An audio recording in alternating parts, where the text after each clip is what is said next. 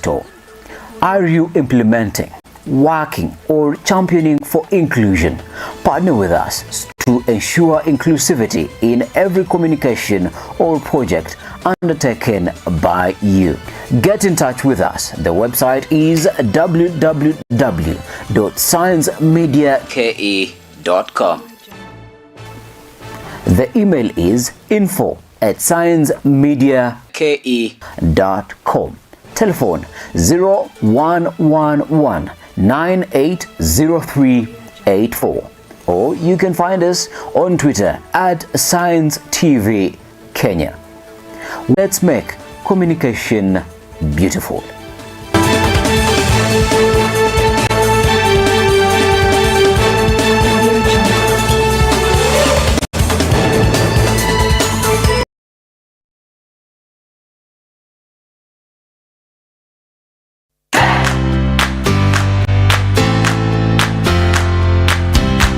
We are glad you're watching Science TV.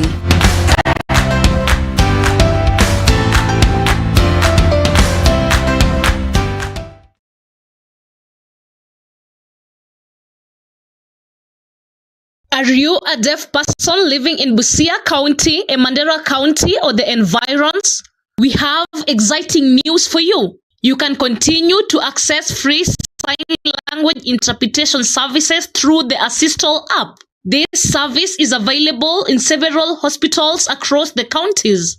In Busia County, visit Matayo Sub-County Hospital, Kocholia Sub-County Hospital, Alupe Sub-County Hospital, Nambale Sub-County Hospital, Kunyangu Sub-County Hospital, Port Victoria Sub-County Hospital, Sioport Sub-County Hospital, Amukura Sub-County Hospital, and Busia County Referral Hospital. In Mandera County, these services are available at Mandera West Sub-County Hospital, Mandera North Sub-County Hospital, Mandera Central Sub-County Hospital, Kotulo Sub-County Hospital, Lafay Sub-County Hospital, Banisa Sub-County Hospital, and Mandera County Referral Hospital. This opportunity is extended up to 31st December 2025. Don't miss out.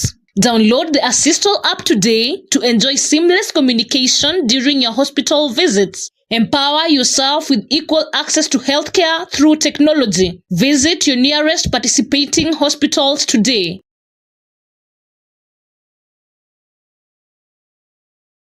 Did you know that with only 30 shillings per minute, you can access quality sign language interpretation services at a click of a button from anywhere at any time?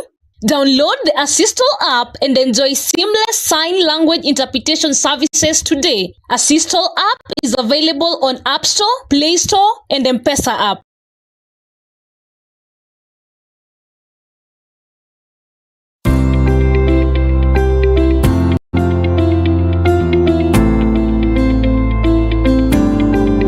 Good morning once again. Welcome back from that break. Glad you're still watching Science Breakfast with me, Alan Hubbard, and the sign language interpreter this morning is Esther Kendi. Now, this morning we are going to be talking about different learning, and when we talk about different learning, what do you or what comes to your mind? We have an amazing guest in the studio this morning. She's going to be introducing herself. I am saying she's amazing because I have spoken to her before we came onto camera. She is absolutely amazing. If you might have any questions for her, kindly head on to our social media platforms.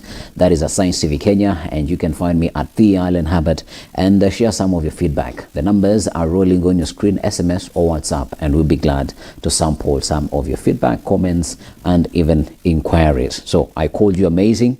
Please stick to the amazing part. Kindly introduce yourself. I'll stick to the amazing part. My name is Kaimuri Karaoke, Yes. but everyone calls me Kuka.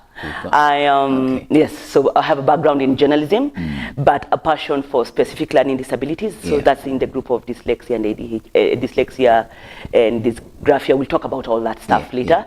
And because I went back to school to learn about learning disabilities, because I'm dyslexic and also I have ADHD. So that's the area of training. And I'm really really glad to be here today. Yeah. Yes. Amazing. Before we go into the conversation, Yeah. what do you make of the current state that we are in as a country? You said you have background in journalism. All these stories and headlines that are moving around in our country, what do you make of them? Two things. Two things. There's nothing new under the sun. Yeah. Let's just agree that these are cycles we face. I feel like I'm living in 1992. Yeah.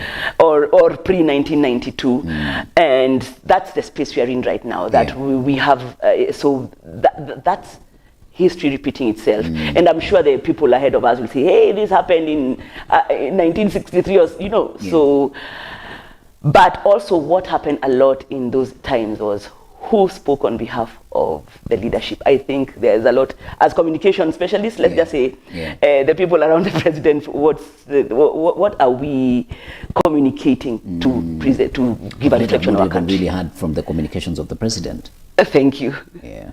All right. But let's not get into that. We are educators. We are educators. Yes. Back to learning differently. It's a very unique name.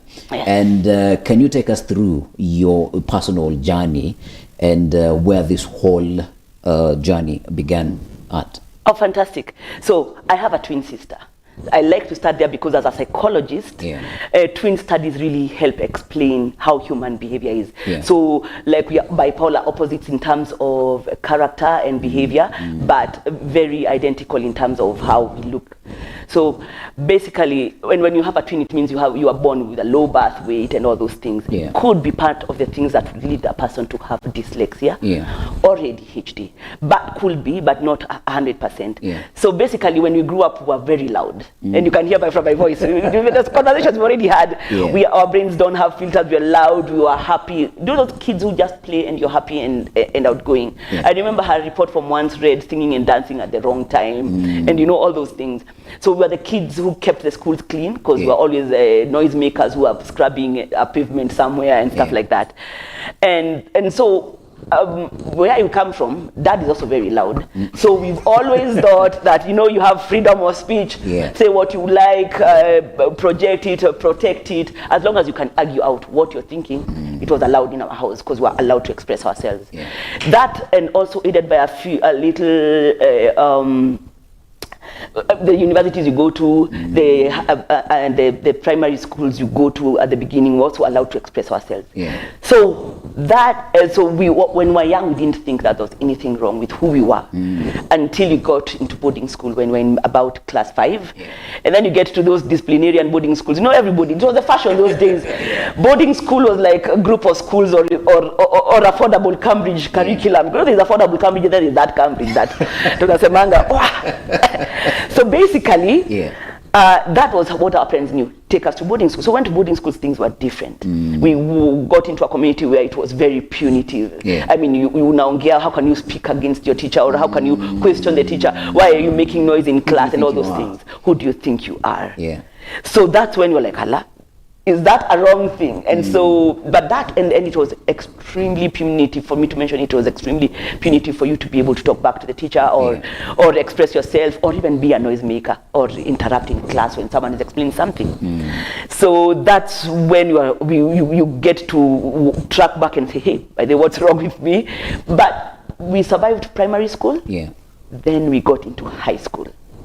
Now, high school was different because of how we learned. Like, you can imagine the books we had those days are not summarized. People get summarized textbooks. I look at the textbooks these days, I'm like, you guys are not learning. Where is the Abbott? Where is that physics encyclopedia? You're getting it easy. That had uncarbonated paper. So it was off-white. Times New Roman font 0.00, like it was a small font. Do they even do the multiplication table on the books these days? I don't know. I see kids going to school with calculators, and I'm like, oh, you guys, we had counters. We were using sticks and circles to be able to do these things. And so when you get to high school, you can imagine you have to read those voluminous books. Then it doesn't even help that because the books are not enough. There's a method of teaching that teachers think, there's a method of duplicating your textbooks that people think is teaching called writing notes. You know that one? The teacher comes with a book that has all your home science notes or your physics notes and their agriculture notes. Because the agriculture students used to have, they had lots of notes. And someone will dictate the notes, the teacher or the student who's being taught, and then you guys have to write it on your notebooks. So you can imagine, you've moved to a school in the village from Nairobi, and somebody with a very strong Kiambu accent is dictating your notes. Then you have dyslexia, where you already spell like an 8-year-old for life. Yeah. And then you already have this graphia, or you have a bad handwriting and you mix up words. Yeah. And then the pronunciation at the front Also is wrong. comes in. Yeah. Ukienda kusoma hizo notes utaelewa nini? You will not get a single thing. Yeah. So school in high school was heavy. So we survived through music festivals and drama and illegal school magazines. We were busy with other things that were not education related. So but when I was lucky when I left high school, I went for pre-university. They were called bridging courses. People, you guys don't know what bridging courses are. These things are real. It was like a bridge so that you can work on your math and science and English so that you could get to university. But luckily for me, I was in a special school. The college I went to was hosted by Augustana Academy, which was a special ed school. So basically, they did a lot of assessments for us guys. And they're like, that thing you have is called dyslexia. I couldn't even pronounce. You are already through primary school. Through high school. I have gotten that grade I got in high school. Which you aren't willing to mention. Well, let's just say yes. Most of the people who are great entrepreneurs were C students like me. So I was just in the right That is always space. the fallback plan. That's always the fallback plan. Kishindo tunamfungulia kaduka. Yeah, basically. So that's the history of my learning disabilities. And that's when I discovered, like dyslexia, what's that? So they explained that I see words differently, I read them differently, I could probably process words, so I can talk eloquently. But my written content, yes, there was a real gap. And you can imagine I was going to study journalism. So basically that was crazy. Yeah. Now with that type of understanding that you only go to learn about let us call it a learning disability. It is a learning disability. Yes. When you are going into a university, to somebody who's watching, could you kindly explain to them what it really means and how could they identify their children earlier on than noticing and realizing when they are entering into university? So the trick is how we are taught when we are small. Yeah. In fact, there's a picture I like posting of a kid who is reading a book and it's upside down. But it's because when you walk into class, you're like, this is Tom, this is Mary. So we quickly learn how to memorize those things. So basically the child cannot be identified. Sometimes some children cannot be identified early. But you see these children who write words wrongly, bad instead of dad. Mom is written as wow. You can imagine. So we have like mirror images of the letters, that some of the letters right, confusing P and Q, confusing B and D. Those are the common ones. Write 12 instead of 21. So you can imagine if you're doing a speed drill or a math quiz that's being timed. And like the 7 times 3 is 21 and you write 12 confidently. So do you know the answer? I remember yes, you do. The time I went to my teacher and complained, and I'm not saying that I am dyslexic, but I remember this particular subject I was very good at, but I failed to get 100%. And the way I had written my W, it looked as a slanting M. Thank you very much. Teacher, I wrote work. What do you mean this is not work? Teacher read mark. Teacher read mark. I'm like, thank you. But he's like, what is mark? What is mark? Yeah, but what is that word? Yeah. And exactly, so that's how, now that you've explained that, that's how the education system becomes very punitive for us guys. Because you knew the answer. And if someone, I remember because my twin sister and I were very jumpy. When we were moving from pre-unit to class 1, which is, I think it's PP2 to grade 1. We had to do a test at the end of the year. And I remember, I think it was writing 1 to 100. I mean, we didn't have the patience to write 1 to 100. How do you sit still and write 1, 2, 3. So the teacher's like, okay, just tell us something and say 1, 2, 3, 4, 5, 6, 7, 8, 9, and she just gave us the score because she by the time I get those ones to sit down to write, I mean, she gave us the grade that we needed. it takes forever. So you can imagine, and it's not because of a fault of your own. So when we talk about attention deficit hyperactive disorder, when you're asking about early assessments, it's not a learning disability. It's not, they're called specific learning disabilities. And so it's not a specific learning disability because it is experienced by learners across the intellectual scale.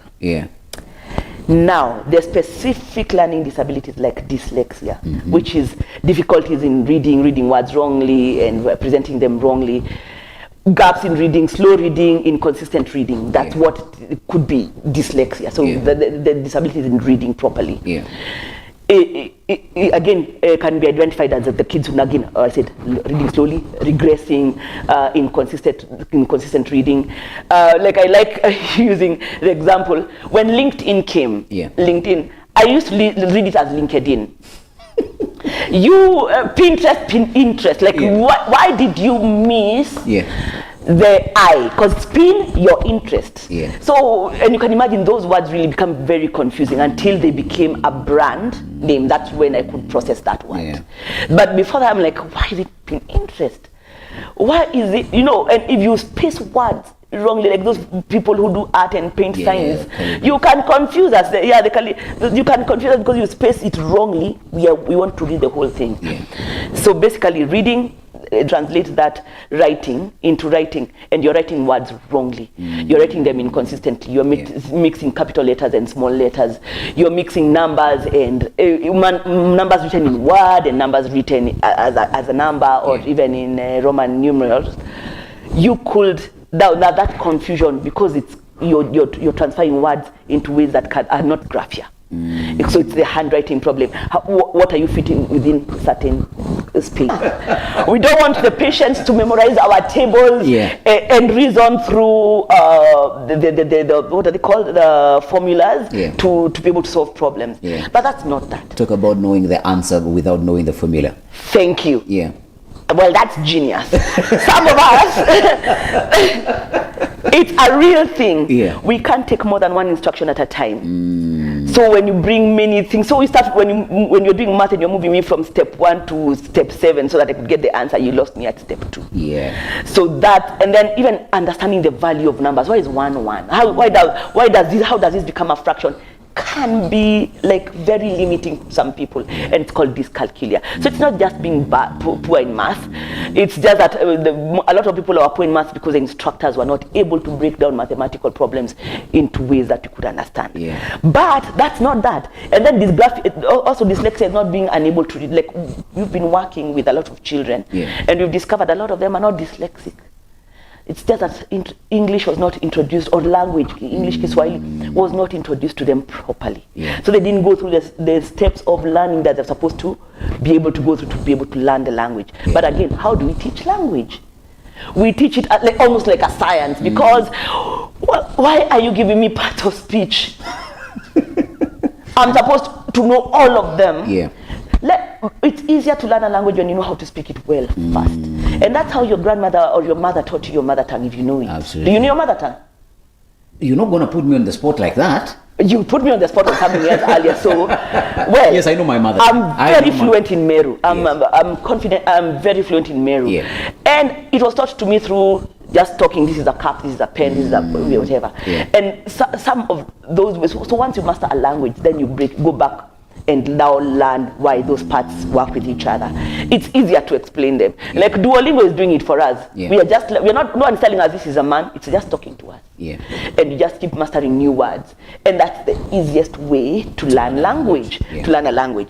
So basically, if I'm in grade 3 and I'm doing nouns, proverbs, adverbs, adjectives, it's hard for the human brain to master. And given that I've already been told back at home that this is a cup and this is how it is it's called. So you introducing a new language without taking me through that process, it does not really add up. No, exactly. So it's one of the reasons a lot of people in Africa, because Africa has a we are all multilingual. That's one of the other things. That's how come our language maybe it takes time to learn language, because how you are taught your mother tongue and how you learn Sheng on the street is not how English is taught in your classroom. Absolutely. Before we go for the break, Yes. I do believe there were challenges between you and your sister Yes. going through the school system. Yes. Definitely being laughed at, because your fellas or your classmates will be like, "You're too loud, but why are you not getting this?" Because then you are expected, because you are loud, then intrinsically you're Yes. supposed to be more intelligent than those who are less loud. So these quote discriminations and challenges being looked at differently even by the teachers, how were you able to navigate them? Because there's children who decide to drop out of school because of how they are being treated by their peers back at school. True. Actually, disability is one of the biggest reasons why girls drop out. No, students drop out of school. Yeah. And my twin sister cheated the system. She knows how to memorize everything. And so she was a really good performer in school. In fact, she was supposed to go to a national school. Yeah. Then anyway, it's a story for another day. Yeah. Things happen. Yeah. But we wound up in the same high school. And that's when she moved from a top student to a middle student. She's very competitive. Yeah. So she moved from being a top in the class to middle of the class to closer to the second half of the class, which is lower second. But at least she got the grade and went to uni. So she cheated the system. Yeah. For me, it was really hard. And let me tell you, from Form 1, second term. First term, you're learning what is biology. It was easy. From Form 1, second term, all the way to Form 4, third term, I got straight D's in school. I always went back earlier with a brown envelope. You reminded me when we were in Form 1, a teacher walked in, and he was like, "If you do not get A's in Form 1, forget them. You will never get them in high school." But it's how they delivered. I wish they introduced biology and told me, "You're learning this class so that you're able to solve this problem in plants, this problem in health, and this problem in whatever." Yeah. If I knew the importance of chemical engineering, because again, you remember, I'll tell you about how we think, but the discrimination was there. And from when I got to Form 4, third term, that's when I sat in discussion groups and listened to everything they learned. So I managed the C. Yeah. But I got straight D's. I was... And it was embarrassing, like especially when you walk around people who are discussing things eloquently. And half the time I look at when I talk to people now, I'm like, "We went to the same school and you got an A. Why aren't you using that thing to reason? Like, it's common sense. You lost it after school." Hapa ni wapi? No, because it was a lot of cramming to be able to just recant the learning and not apply and pass the exam. But I wish application was made into a lifestyle in school. Like, why you're solving the problem. This thing they're calling design thinking should have been the way they introduced science and math for us guys. It would have worked wonders for us guys. So the discrimination was there. We scrubbed pavements. We were beaten. I remember there's a matron who was so mean. She used to even bang your head on the wall. Whoa. Yeah, when she's on duty or during the weekends, and you're like, "Oh man, this mouth can't keep quiet." It can't. I am really trying. This is me trying to, even when I want to say something, like, you should know, I have a fidget spinner or a rubber band. So, and I'm thinking, okay, now can they finish talking, because I need to say something or I'll forget what I'm saying. And you can imagine, you can't regulate your brain. You can't regulate your brain to slow down. You can't regulate your brain to concentrate for long, because you get bored. So you're bored everywhere. And people think you're just bored in school. There are some friends you're like, "No, you can't be my friend. You're too... I need drama, like, I need something to just trigger me to keep going. I need to be motivated in some way." Adrenaline. Then you have there's some workplaces, like for me, I've held 21 jobs. I always left. Those are the ones I've held. The ones like I'm proud to say that I worked here and worked here and worked here. So I have... The list can get longer. Yes, because eventually I went into consultancy because I couldn't hold it down. And if I knew that was a concentration problem that I had, and I can go through the boredom cycle and go back to spiking up to something that excites me, I would have broken down responsibly in that way, and maybe been able to do stuff that will help me trigger the dopamine that I need to be really excited. But it's never there. But it's never there. The exciting thing is that I have a loud voice, but the motivation to wake up, like today, the drag, or like, "Oh man, waking up early." Do this thing. Yeah, exactly. Amazing. We're gonna put a pin in there and drop it. Yes. Go for a short break, and when we come back, we are still talking about learning differently. Keep it science, and we'll be back after the break.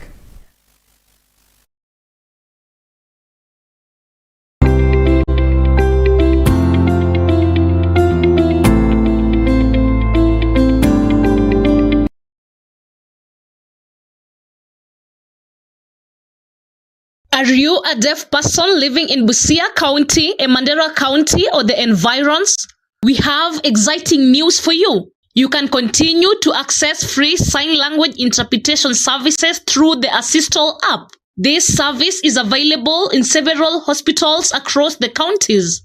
In Busia County, visit Matayo Sub-County Hospital, Kocholia Sub-County Hospital, Alupe Sub-County Hospital, Nambale Sub-County Hospital, Kunyangu Sub-County Hospital, Port Victoria Sub-County Hospital, Sioport Sub-County Hospital, Amukura Sub-County Hospital, and Busia County Referral Hospital. In Mandera County, these services are available at Mandera West Sub-County Hospital, Mandera North Sub-County Hospital, Mandera Central Sub-County Hospital, Kotulo Sub-County Hospital, Lafay Sub-County Hospital, Banissa Sub-County Hospital, and Mandera County Referral Hospital. This opportunity is extended up to 31st December 2025. Don't miss out.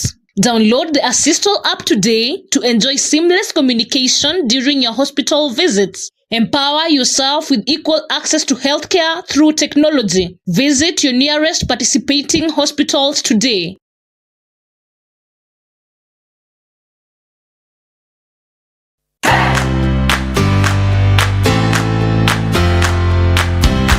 We are glad you're watching Science TV.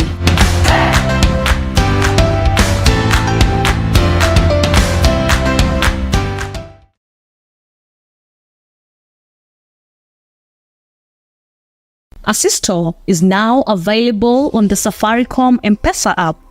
To use Assistol, simply log in to my M-Pesa app, go to Services, select Assistol, follow the prompts, and your account is ready to use. To get an interpreter's services, simply click on the interpreter's icon and select an available interpreters from the list provided.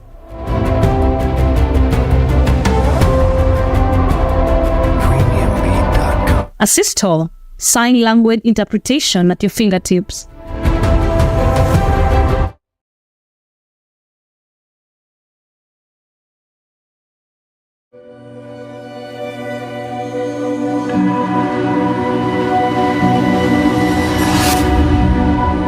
People come to me and they say they get discomfort when they have ice cream. Can you imagine that? Avoiding having cold ice cream. Sensodyne gives you long-lasting protections against sensitivity. And people come in and they're like, oh, it works. I can have ice cream and I'm not in any discomfort. I recommend Sensodyne because it works. It's brilliant.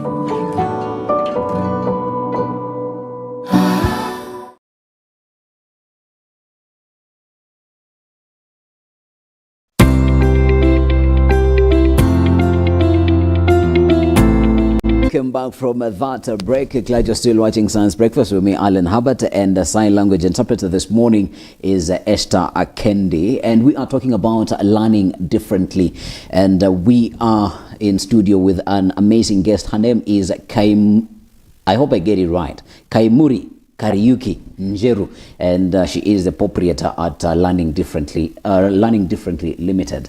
Now, she has challenged us that she has held 21 jobs in the past, and those are the only ones probably that she's most comfortable remembering, but she has done even more.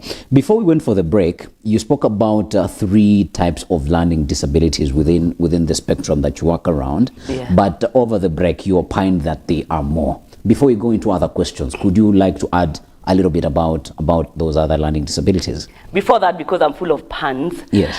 Thank you for calling me Karaoke. Karaoke, I am still looking for you. I have not found you. Everyone calls me by your name, so please karaoke jitokeze, because it's karaoke. Karaoke. Oh. Kurauka. Oh, yeah. karaoke. Yes. My head of production was like, he thought he was talking to a man. Yeah, he told me that. It's true. This is how I show up. This is how dudes show up these days, man.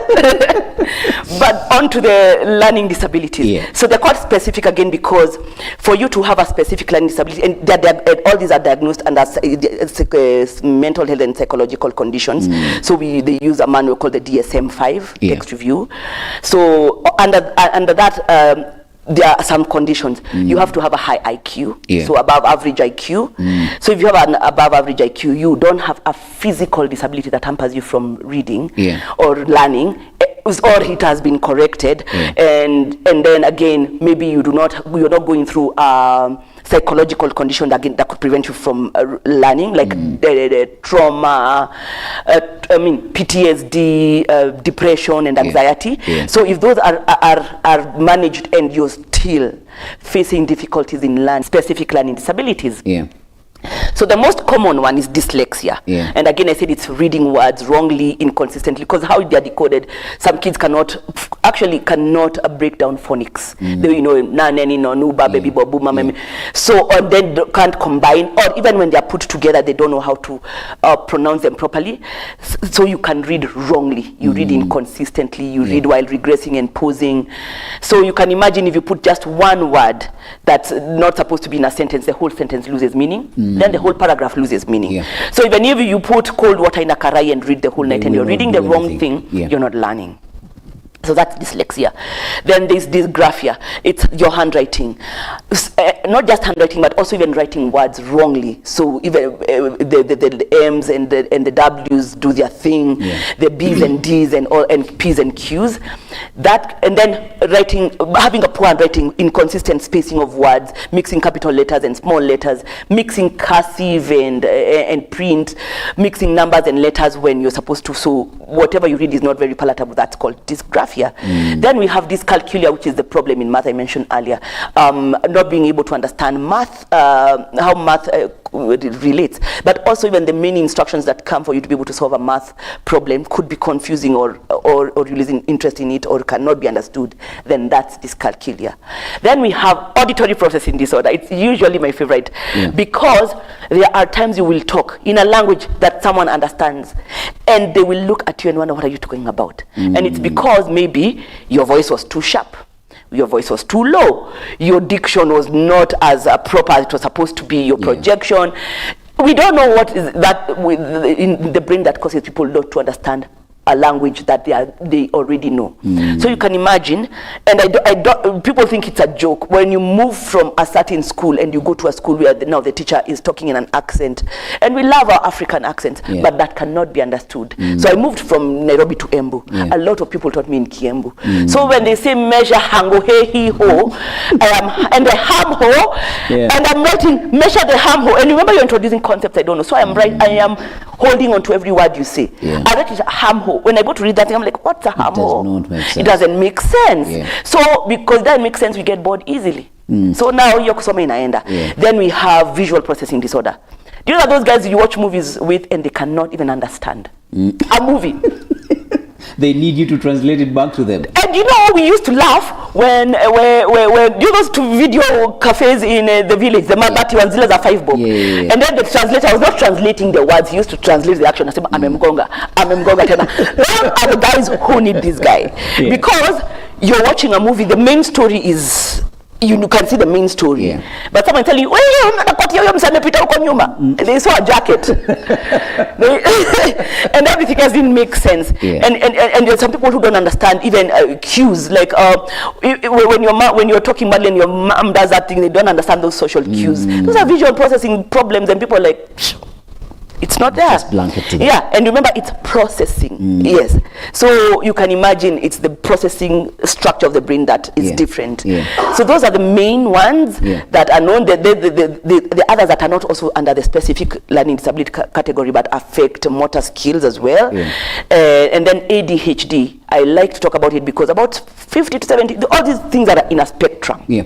So that's why it touches on autism, it touches on all this. It's not a straight line that you move from dyslexia to autism. No. There are all these things touching each other. So you can never have just one pure dyslexic person. We have a combination of a lot of those things together. Interesting. I want to take you back on the language issue, and I know many people might be interested in this. You asked me if I am able to speak my local dialect, my mother tongue. Yes. So I have a bit of a challenge with my mother tongue, but I can hear it, but now I cannot speak back to you. Is that connected ama ni mimi tu sijui lugha? Au kufunzwa lugha yenu mkosa mila any what.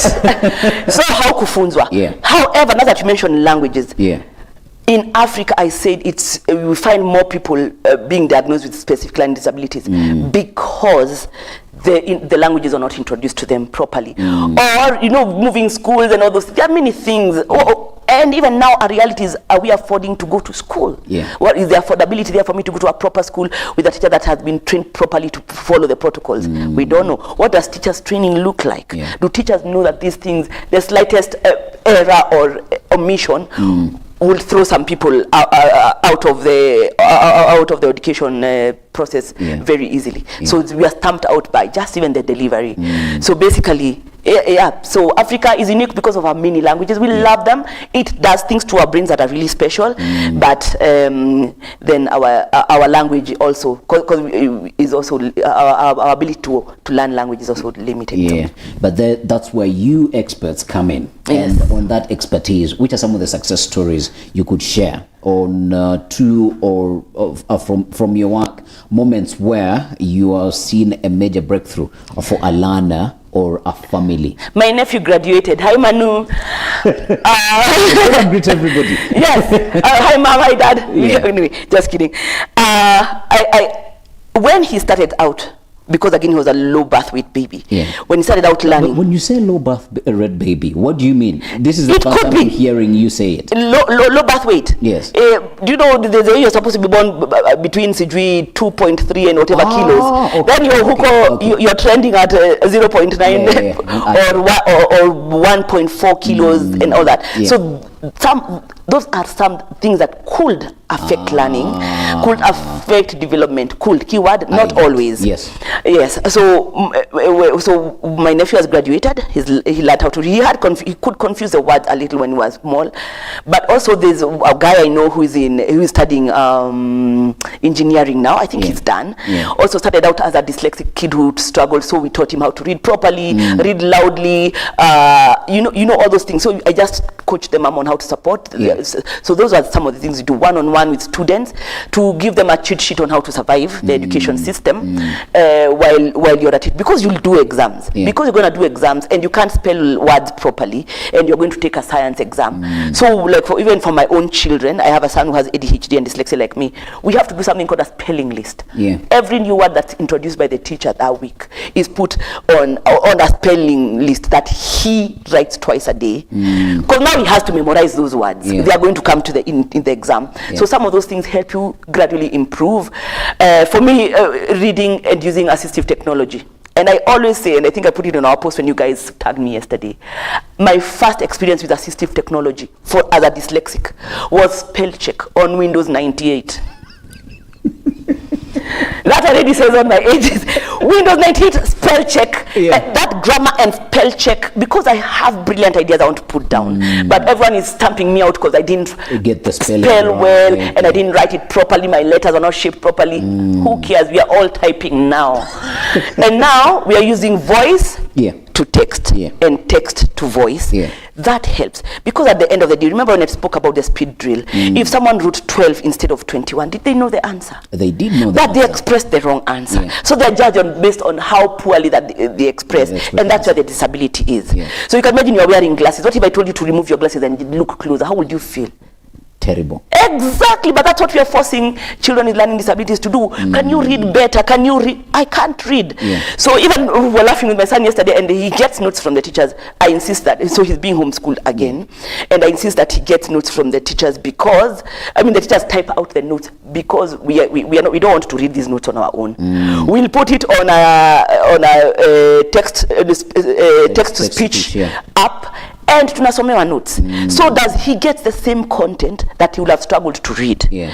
So basically, that's assistive technology for us. And that, but then they were put there on phones and all those things. Initially, it was to support us in that way. Yeah. So basically, yeah, that includes us. And then another way we could be included is how are we taught in class? Yeah.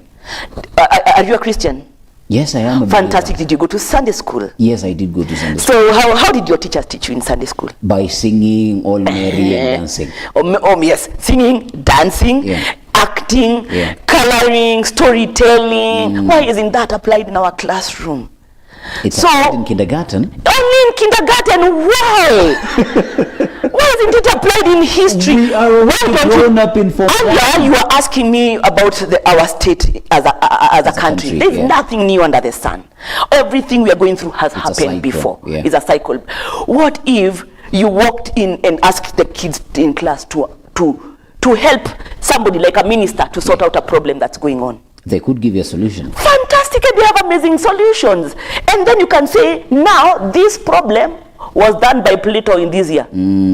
This happened in American history, this happened during independence, this happened. So when you put the connectivity, you engage that brain. You make the, I think that's why. And then you make it worse for them. Tell them now, what do you think? What kind of leader do you think should be in 20, 30 years from now? And create that leader. Them. Yes.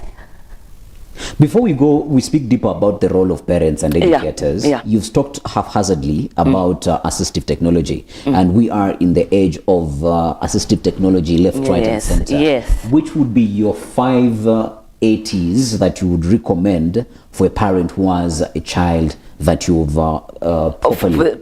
So there are many. Each category, each learning disability has its own assistive technology. For dyslexia, again I said speech to text, text to speech. Could those be accommodations for us? Can we get this content another way?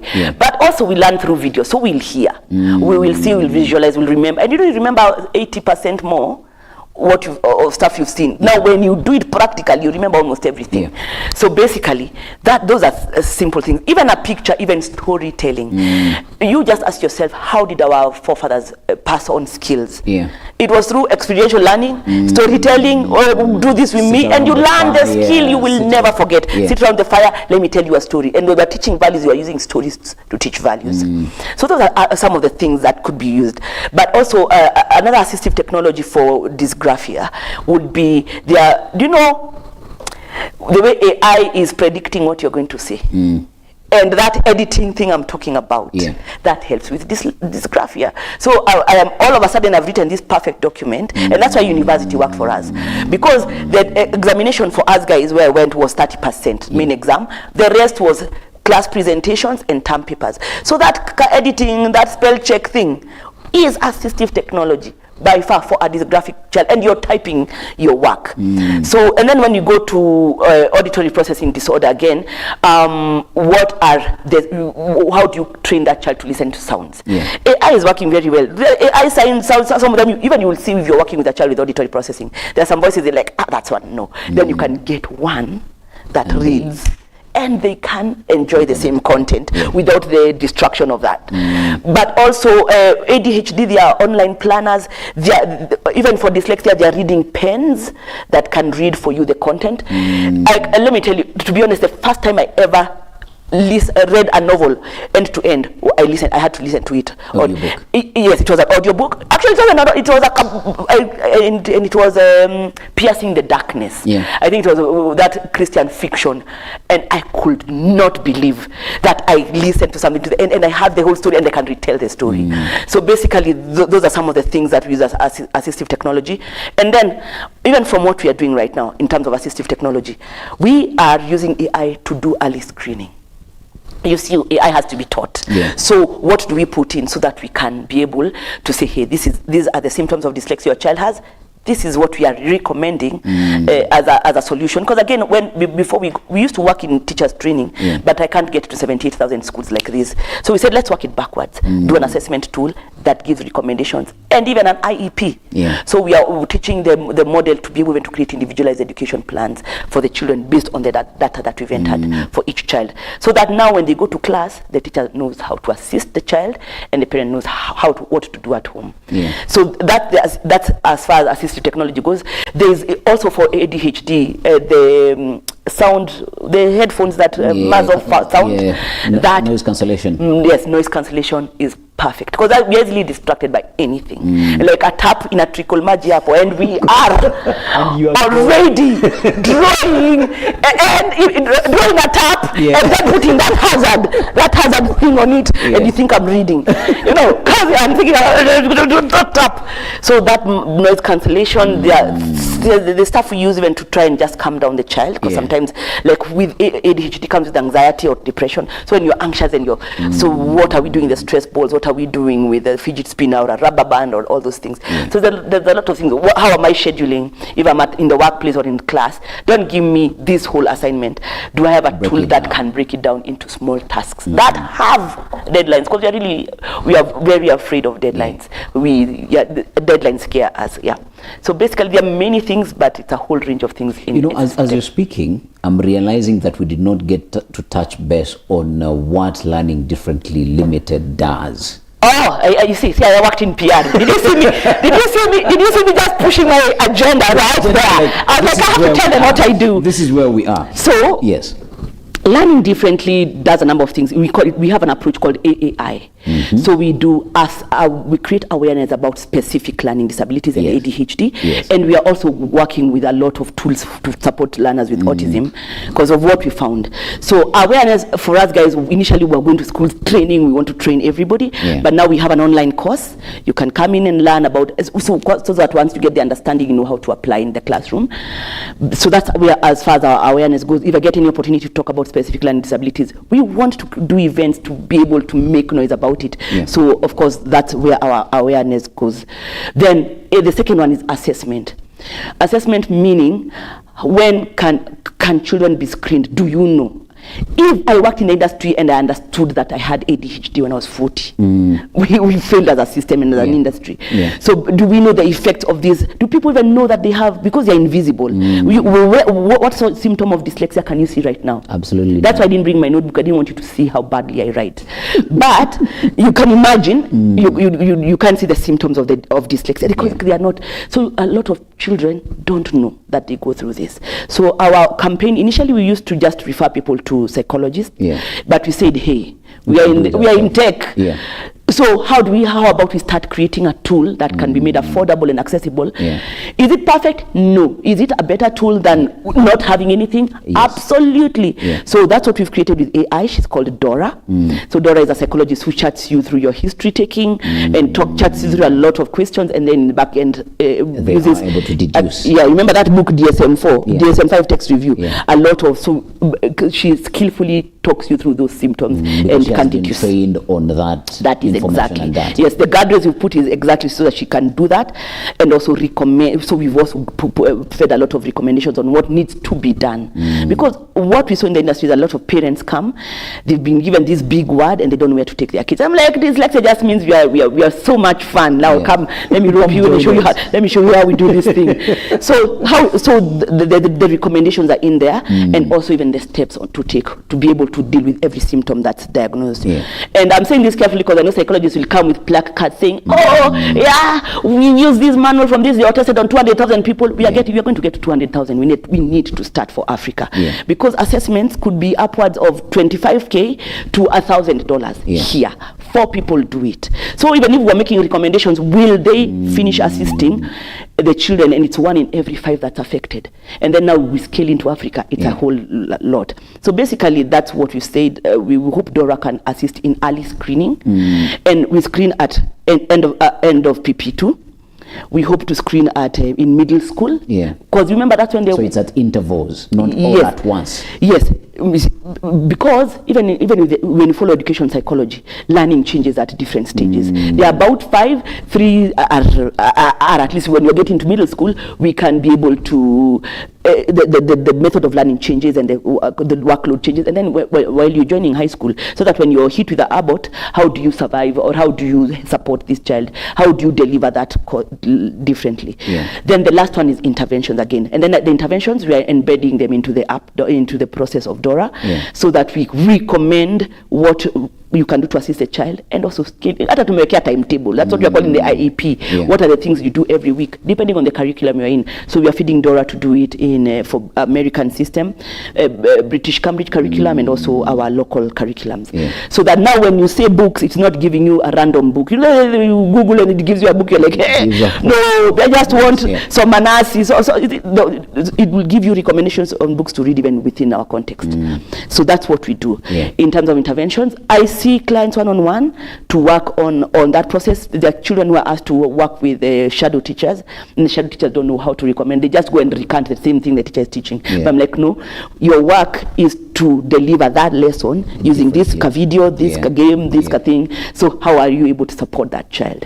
So but again, because I have ADHD and dyslexia, I see 2 people and I'm too tired. Amazing. I want us to take a quick break so that our sign language interpreter can take a quick sip of water. When we come back, all this sounds very expensive, eh? It sounds very expensive. So we're going to talk about cost and the role that educators and parents can play, plus the law. You know, if some of these things are not backed by the law, then it is only you minting the thousands of shillings. We're going to come back and keep it science.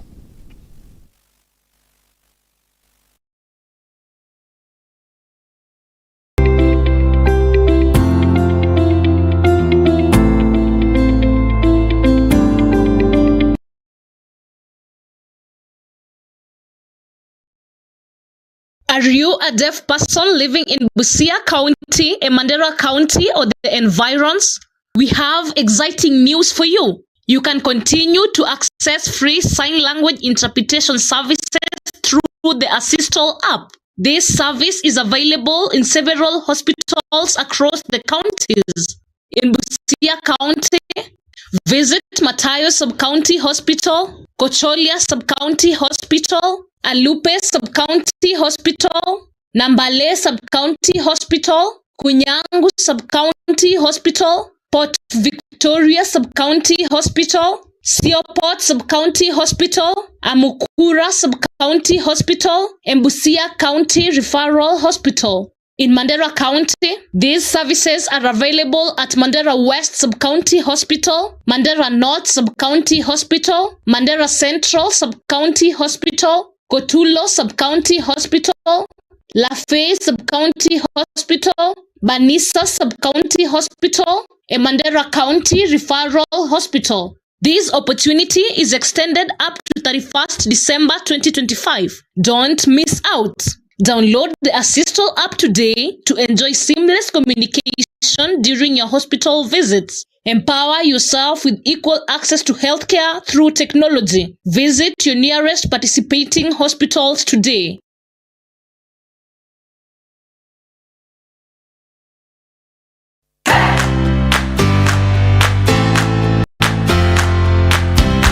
We are glad you're watching Science TV.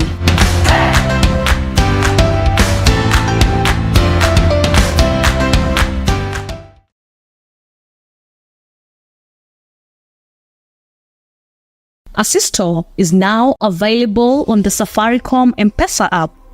To use Assistol, simply log in to my M-Pesa app, go to Services, select Assistol, follow the prompts, and your account is ready to use. To get an interpreter's services, simply click on the interpreter's icon and select an available interpreters from the list provided.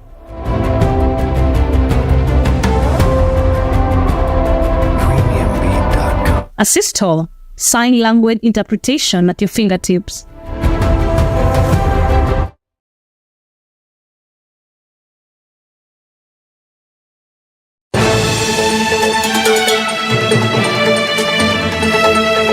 Audio Jungle.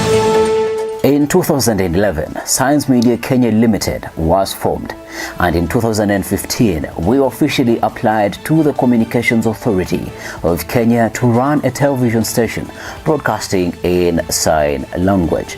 Operating on a social enterprise model, our objectives are to propagate social, economic, political, and talent development of persons with disabilities.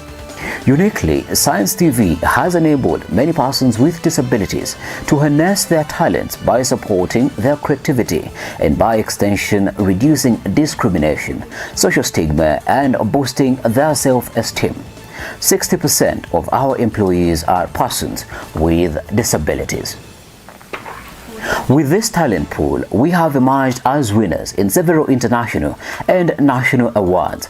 We were the first runners-up in the Communications Authority of Kenya 2018-2019 KUZA Awards. 2018 SDG Ambassadors, an award by the UNDP, British Council, and ActionAid. 2019 Disability Inclusion Corporate Champion in the DIARA Awards, and we also are among the top 50 ranked solutions by the Youth Sustainable Development Solutions Network, and we featured in the Youth Solutions Report 2019, which was unveiled at the 74th UN General Assembly. And in 2020, we were awarded at the Zero Conference 2020 as the best tool to support communications in Vienna, Austria.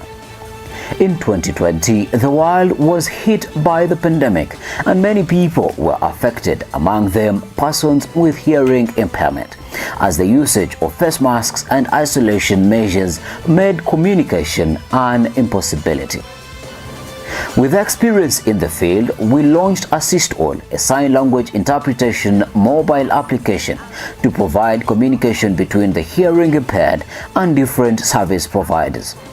Post-COVID-19, the application shall be used in higher education, employment, judicial systems, and social settings. Find the application on the Google Play Store. Are you implementing, working, or championing for inclusion? Partner with us to ensure inclusivity in every communication or project undertaken by you. Get in touch with us. The website is www.sciencemediake.com. The email is info@sciencemediake.com. Telephone 0111 980384, or you can find us on Twitter @ScienceTV Kenya. Welcome to the home of inclusion, and let's make communication beautiful.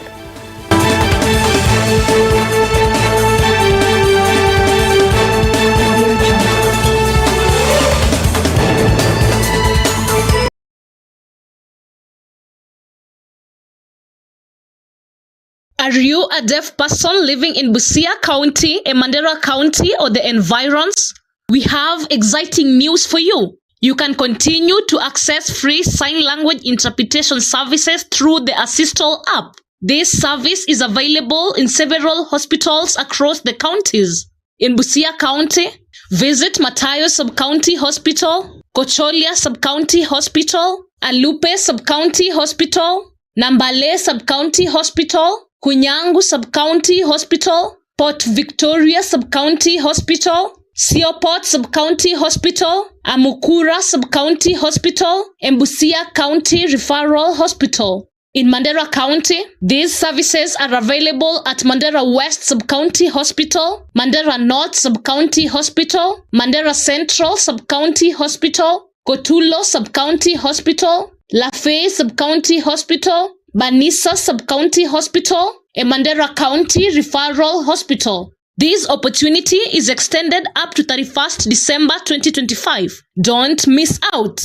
Download the AssistAll app today to enjoy seamless communication during your hospital visits. Empower yourself with equal access to healthcare through technology. Visit your nearest participating hospitals today.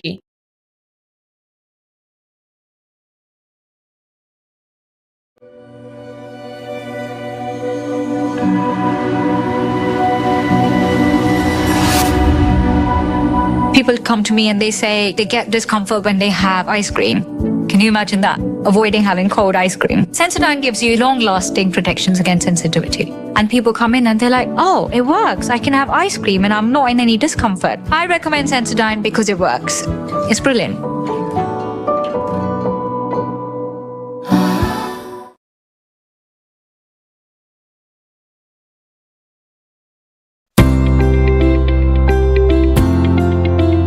From that break, glad you're still watching Science Breakfast with me, Alan Hubbard, and a sign language interpreter is Esther Kendi. This morning, we are talking about learning differently, and we are with the proprietor of Learning Differently Limited, and she is Kaimuri Karauki Njeru, and I'm happy because I finally got it right.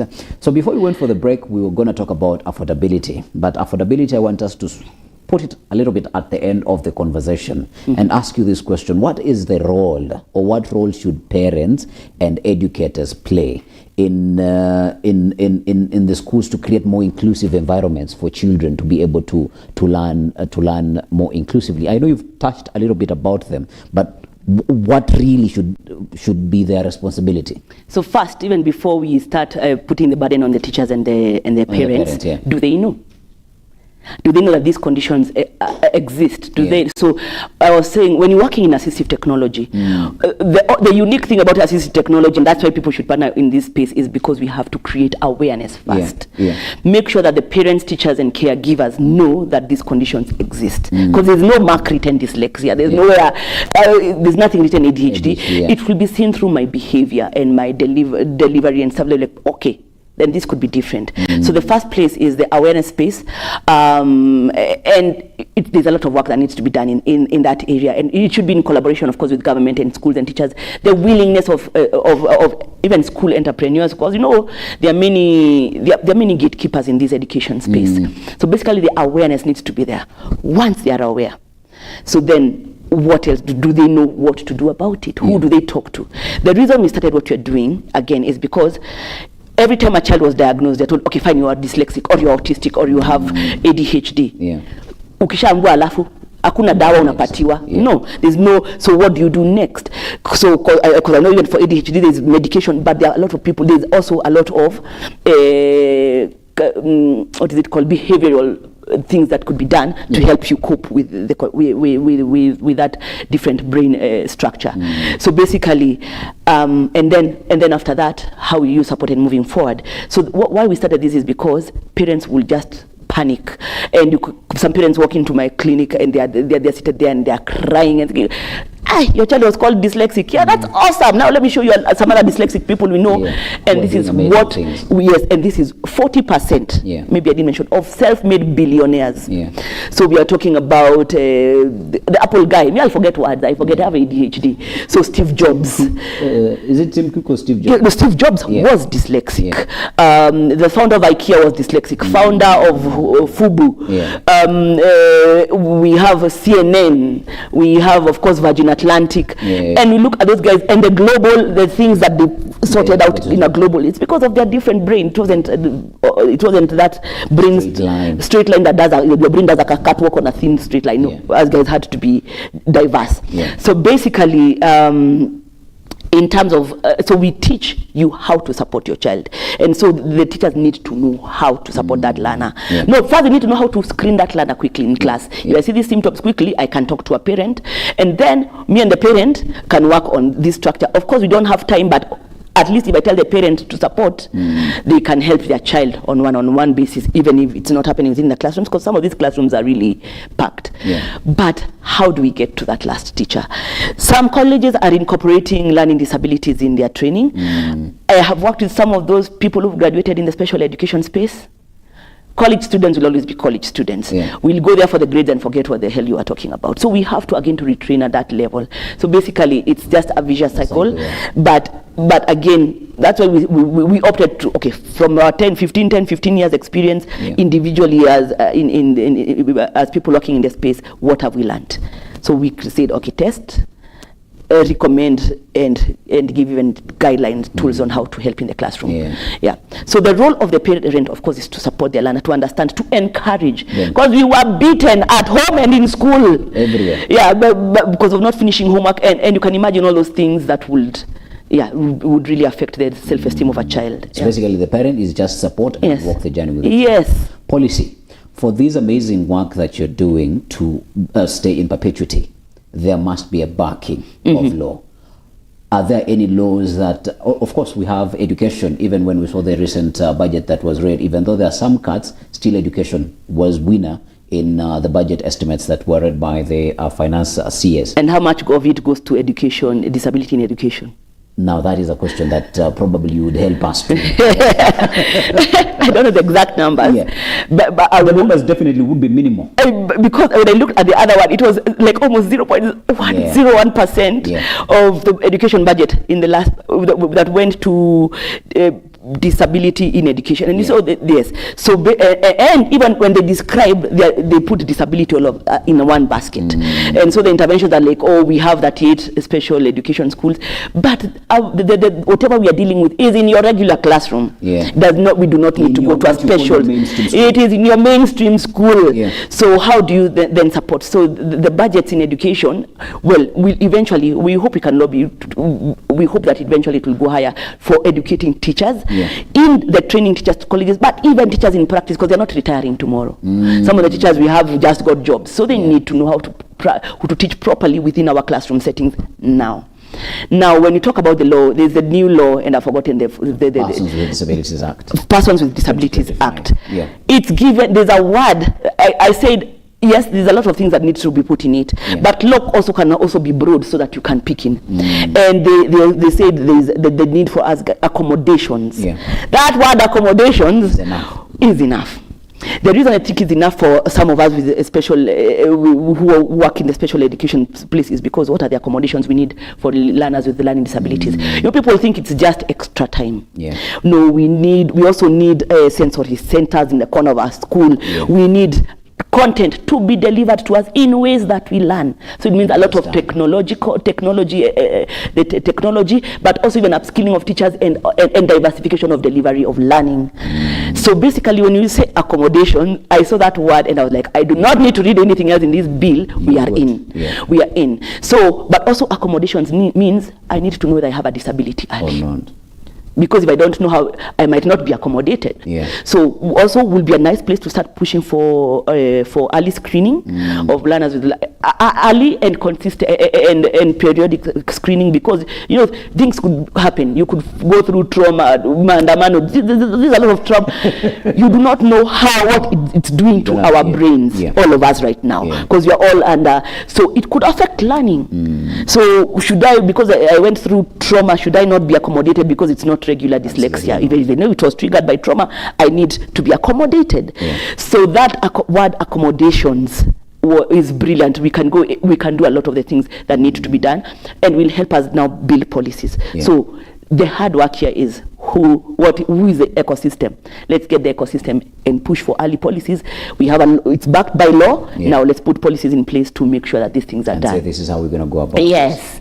Yes, and you can have an early screening placard, because if the prevalence is 20%, the whole class needs to be screened. Absolutely. Absolutely. So we need to start looking at those spaces. I told you before we went for the break that as you're speaking, I'm seeing and you're screaming expensive. The affordability of these tools and the availability of them. How is it? Let me acknowledge that as a counseling psychologist, that there are people who've worked in this space for years, but most of the tools we've gotten for screening are foreign.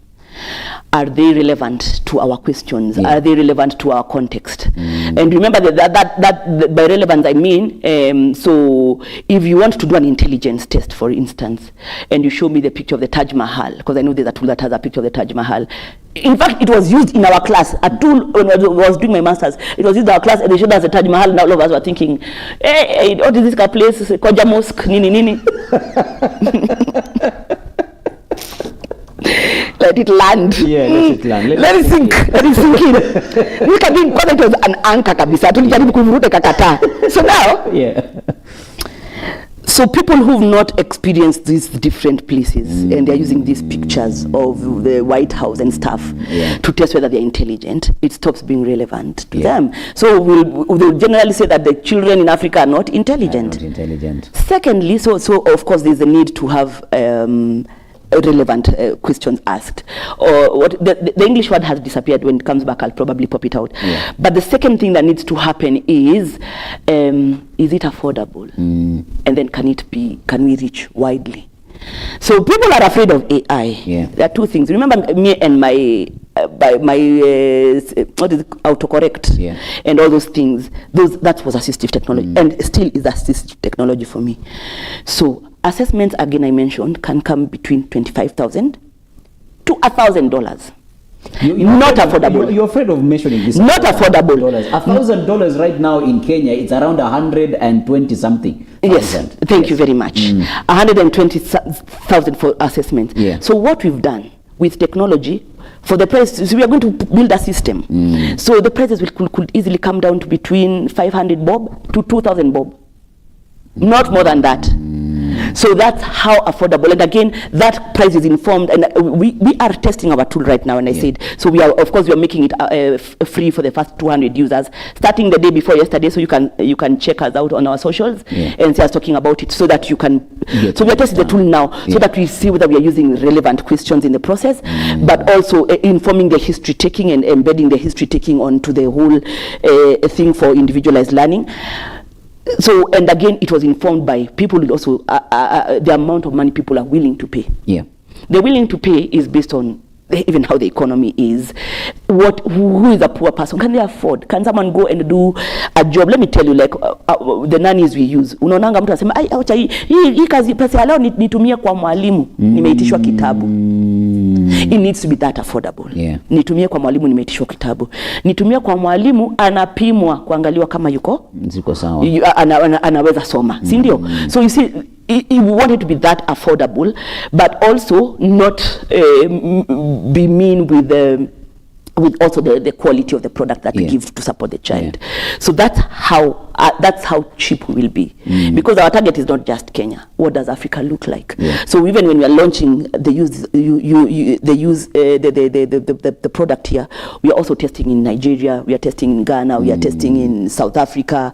So we've done like 10 African countries that we probably decided with teachers training, and the same teachers we worked with are helping us test the product out there, so that we know we are not ignorant. Apparently, when we're training the teachers, some countries say that the language you're using is too advanced for even the country. We've just introduced English, so you have to tone it down and all that. So we need to know. And so even when I say that those 3 different levels, we are testing at grade 1, middle school and high school, it's because again, we want to see whether the language we've used, because our tool is able to test at those levels, and we are working on something for the business fraternity to see whether the language is correct for those different levels, so that we advance. So of course, we say it's AI, but there's something I learned from the techies I work with. They call we're putting guardrails, so that we know that we've fed this product with the right thing, with the right information. As we're winding up, is the future Dora? Dora is the future. Dora is the future for a whole lot. I hope eventually we can also be able to assess for talent and career placements. What are the new careers? Like I keep asking my kids, you might get a scholarship. What do you want to be when you grow up? They don't have an answer. And they don't have an answer because I want to force them to be doctors, teachers, dentists. And I know. And I didn't wind up being any of those things. Like you're working with AI and then you want me to become a doctor. So not possible. So we have to understand what the future looks like. Look at the careers there, and then see what are the skill sets that need to be. So I hope that we can be able to do that backwards. Again, let me tell you how learners learn. The dyslexics, it's a funnel method. We start with a big perspective and narrow it to this. So we need to know to what end. Even when you're educating, it's to what end.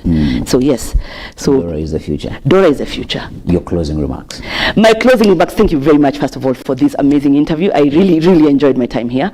But again, please go to www.learningdifferently.info.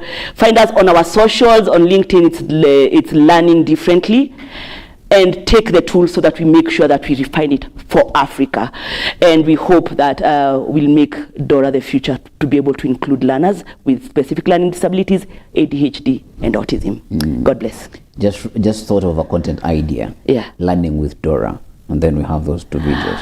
You can pay me for that. We started with content creation. Okay. I needed a whole classroom. I thought I knew I have a new job. Do the things you've done. But you can take the job creating content. But then when I see people posting every day, I'm like, wow, where do they get the energy? I did just one video now I don't even do videos anymore. I just post. Yeah. I share memes.